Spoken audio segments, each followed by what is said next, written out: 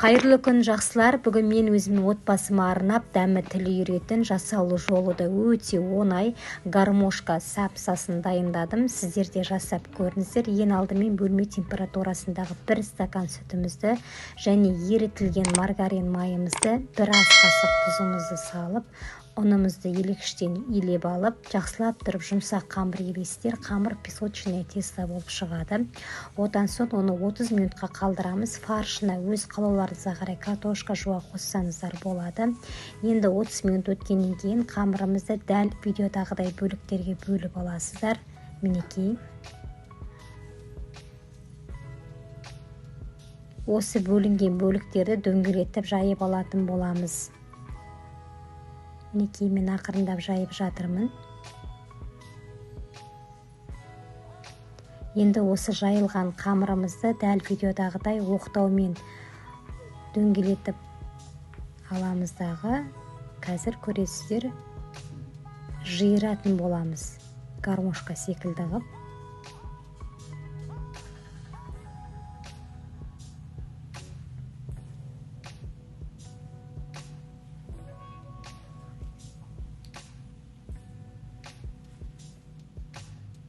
Мінекей, қамырымыз дайын болып қалды. Бұны осылай жиырып аласыздар. Мінекей, осындай гармошка болып шықты. Көрдіңіздер ме?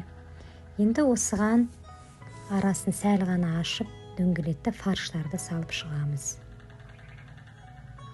Салмасын.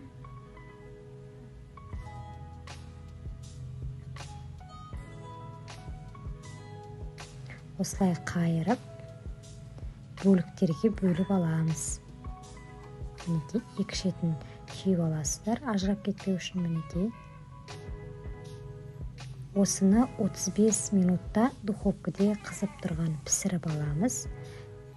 Мен 35 минутта пісіріп алдым. Енді сіздерде 200 градуста өздеріңіздің пештеріңізге қарай пісіріп алатын боласыздар.